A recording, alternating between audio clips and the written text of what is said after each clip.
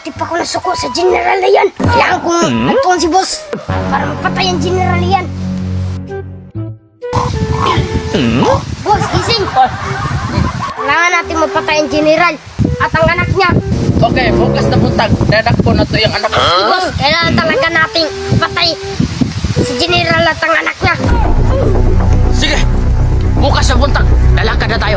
Sige, maghanda ka ng mga armas. Yes, boss! A few moments later. Bulit! Yes, boss. Bakit? Bulit, kailangan mo matayan ng anak ko. Kung saan siya maggalagala, kailangan batayan mo. Okay ba sa'yo? Boss. Anak, kailangan mo na kitang ibigay kay Bulit kasi marami akong kalaban. Kaya gusto ko, mabantayan ka ng maayos. O, ama. Kailangan bantayan kita, ma'am, dahil maraming kalaban ng papa mo. Pupunta ako sa terorista bukas. Kailangan babantayan mo ako.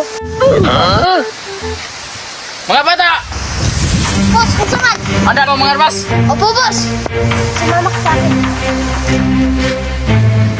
At naiwan yung baril ko punta. Sige, lumakad na tayo! Boss, anak yan ng general ah. What? Oo nga oh! Sige, puntahan mo! Puntahan mo!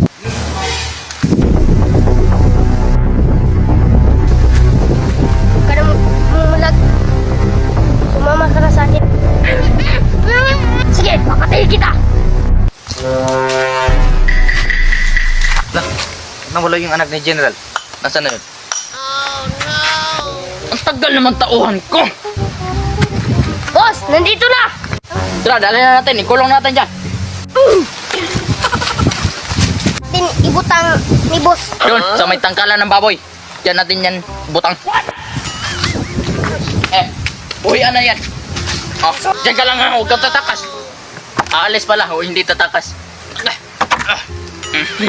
Batayan mo yung mabuti ha. Dapat hindi yan makatakas. Yes, boss. A few inches later. Kailangan kong puntahan si General. Boss, Hoy, malungkot ng balita. bakit ko? Kinidnap yung anak mo.